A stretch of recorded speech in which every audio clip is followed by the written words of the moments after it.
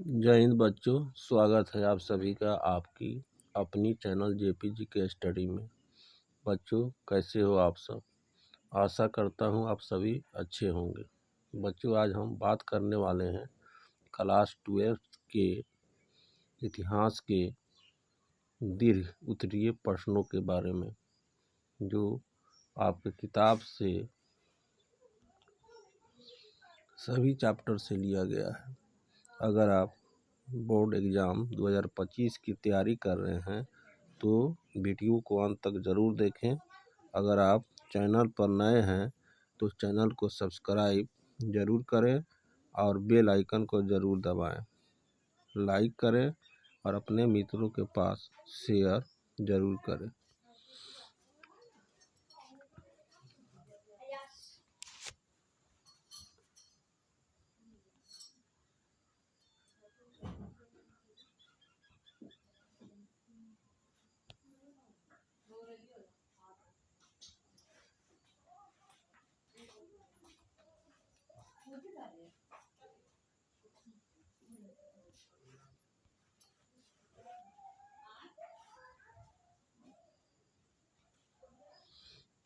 आपका प्रश्न है, हड़प्पा सभ्यता के नगर निर्माण की प्रमुख विशेषताओं का वर्णन करें।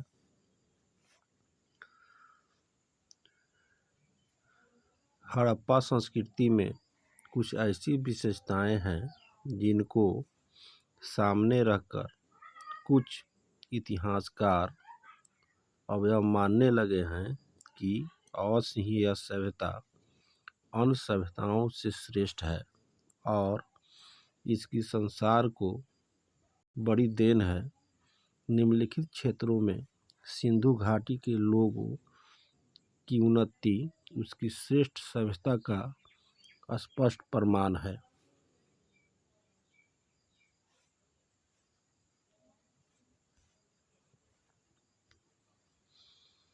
पहला, श्रेष्ठतम तथा सुनियोजित नगर। हड़प्पा के नगरों का स्थापना ऐसे मनोवैज्ञानिक एवं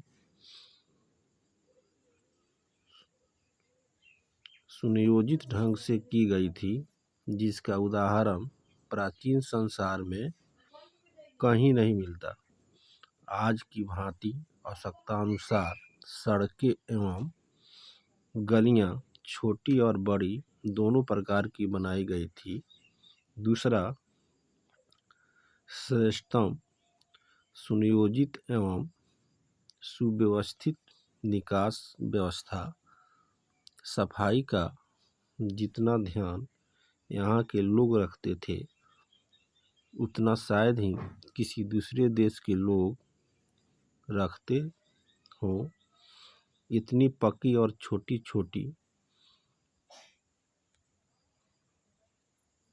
नालियाँ आजकल भी हमें आश्चर्य में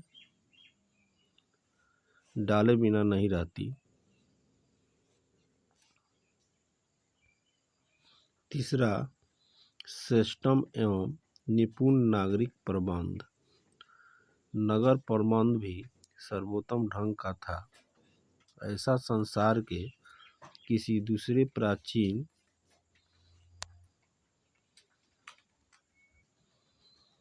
देश में देखने में नहीं आता।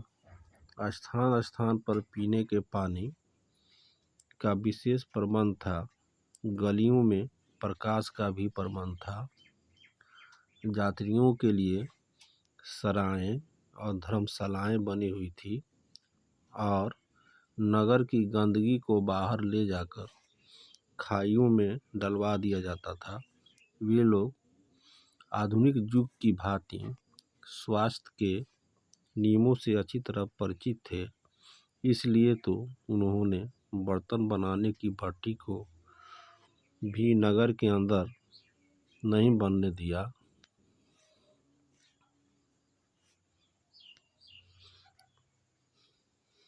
चौथा, सुंदर और उपयोगी कला।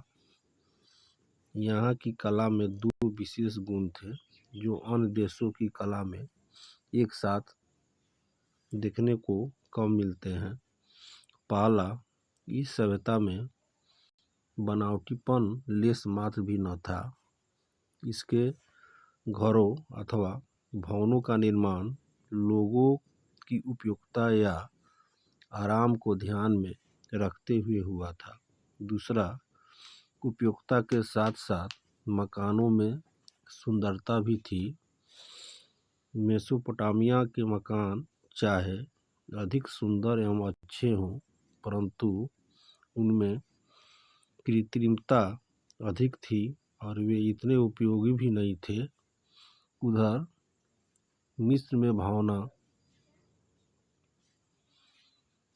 भवन तो अनेक थे, परंतु उनमें कला का अभाव था।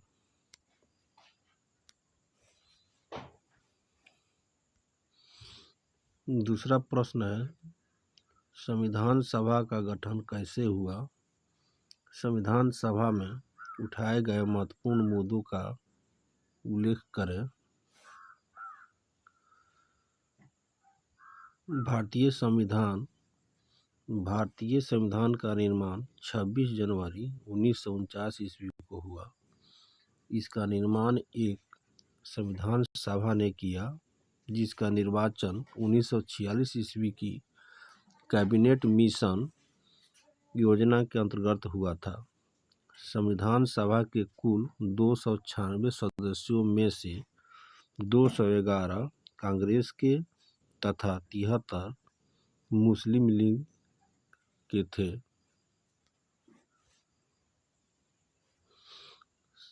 संविधान सभा की पहली बैठक 9 दिसंबर 1946 ईस्वी को डॉक्टर सच्चानंद सिन्हा की अध्यक्षता में हुई। 11 दिसंबर 1946 ईस्वी को अस्थायी अध्यक्ष चुने गए। इसके बाद एक संविधान प्रारूप समिति बनाई गई, जिसके अध्यक्ष डॉक्टर भीमराव अंबेडकर थे। 26 नवंबर 1949 ईस्वी को 2 वर्ष 11 माह 18 दिन के बाद संविधान बनकर तैयार हुआ और इसे 26 जनवरी 1950 ईस्वी को लागू किया गया।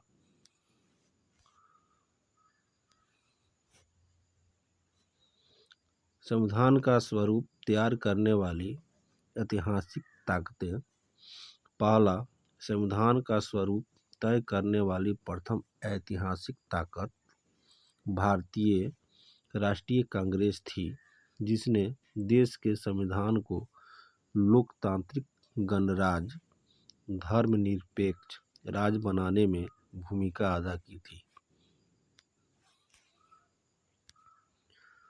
दूसरा, मुस्लिम लीग ने देश के विभाजन को बढ़ावा दिया, परंतु उदारवादी मुसलमान और वे मुस्लिम जो भारत विभाजन के विरोधी थे और विभाजन के बाद भी विभिन्न दबाव समूहों या राजनीतिक दलों से जुड़े रहे, उन्होंने भी भारत को धर्मनिरपेक्ष बनाए रखने तथा सभी नागरिकों को अपनी सांस्कृतिक पहचान बनाए रखने में संविधान के माध्यम से आश्वस्त किया। तीसरा, दलित या तथाकथित दलित और हरिजनों के समर्थक नेताओं ने संविधान को कमजोर वर्गों के लिए सामाजिक, आर्थिक, राजनीतिक समानता और न्याय दिलाने वाला, आरक्षण की व्यवस्था करने वाला, छुआछूत का उन्मूलन करने वाला स्वरूप प्रदान करने में योगदान दिया। चौथा, समाजवादी विचारधारा या वामपंथी विचारधारा वाले लोगों ने संविधान में समाजवादी ढांचे की सरकार बनाने, भारत को कल्याणकारी राज्य बनाने और धीरे धीरे समान काम के लिए समान वेतन, बंधुआ मजदूरी समाप्त करने, जमींदारी उन्मूलन आदि की व्यवस्थाएं करने के लिए वातावरण या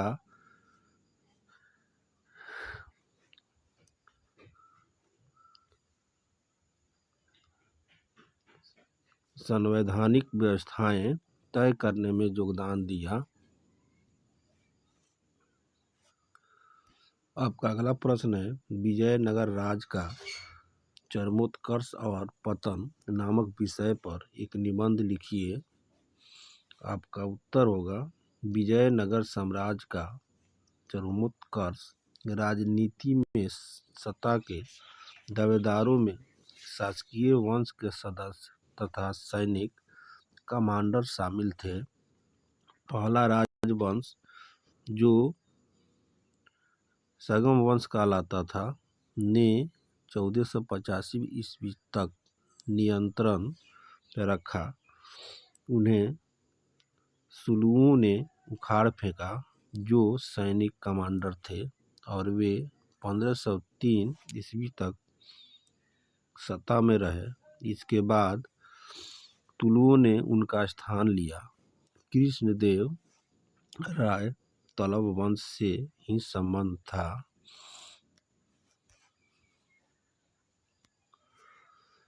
कृष्णदेव राय के काल में विजयनगर, कृष्णदेव राय के शासन की चारित्रिक विशेषता विस्तार और दृढ़ीकरण था। इसी काल में तुंगभद्रा और कृष्णा नदियों के बीच का क्षेत्र हासिल किया गया। उड़ीसा के शासकों का दमन किया गया तथा बीजापुर के सुल्तान को बुरी तरह पराजित किया गया था। हालांकि राज हमेशा सामरिक रूप में तैयार रहता था, लेकिन फिर भी यह अतुलनीय शांति और समृद्धि की स्थितियों में फला फूला। कुछ बेहतरीन मंदिरों के निर्माण तथा कई महत्वपूर्ण दक्षिण भारतीय मंदिरों में भव्य गोपुरम का जोड़ने का श्रेय कृष्णदेव को ही जाता है। उसने अपनी मां के नाम पर विजयनगर के समीप ही नगलपुरम नामक